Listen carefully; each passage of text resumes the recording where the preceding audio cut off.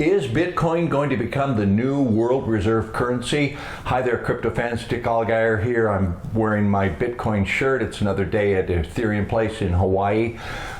Will Bitcoin become the new world reserve currency? Or more likely, it is going to become a key component in a basket of new world reserve currencies as we see the death of the dollar, as predicted by our site, futureforecastinggroup.com. But today, I want to talk to you about the future of Bitcoin with a couple of sound bites with a very intelligent man.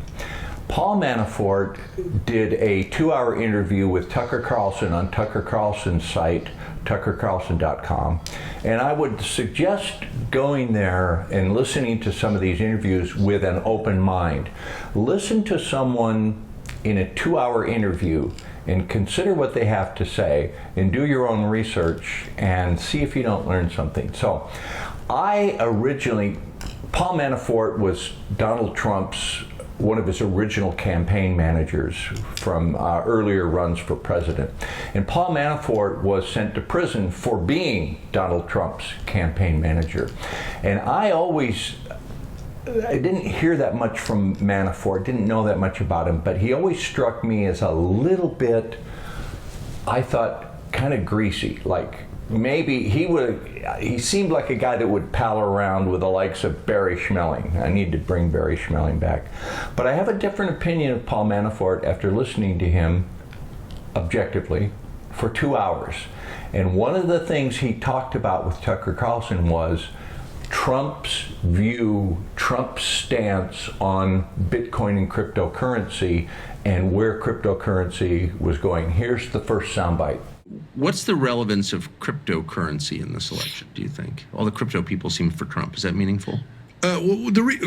I do know Trump feels like the crypto world is part of the future of the economic structure of the world.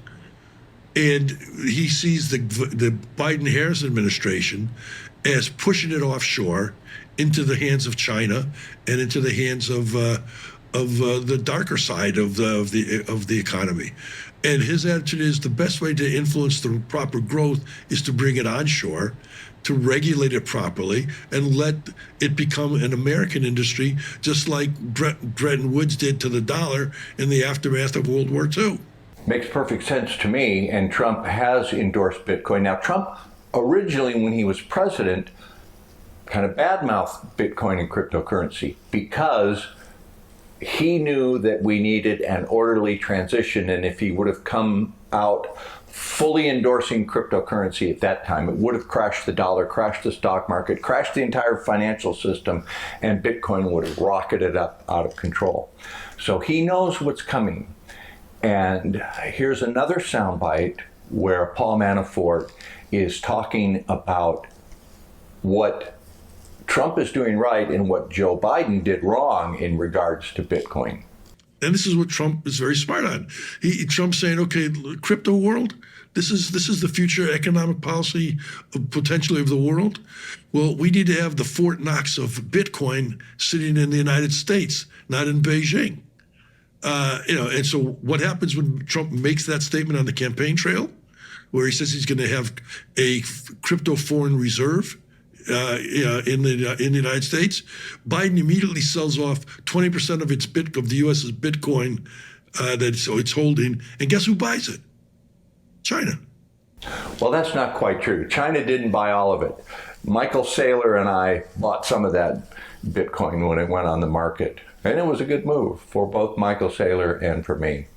So one last soundbite from Paul Manafort about the future of cryptocurrency in relation to Donald Trump. Trump understands that having crypto regulated, having a reserve currency here, will make it become a U.S.-based economic structure, and therefore, like the dollar, can become part of the economic power of the U.S. worldwide. So again, Trump is seeing around the corner, ahead of people's vision. Okay, as I record this on Monday afternoon in Hawaii, Bitcoin is just kissing $70,000. We see Bitcoin is right up there. It went to 70,000 and it went, give me a little kiss.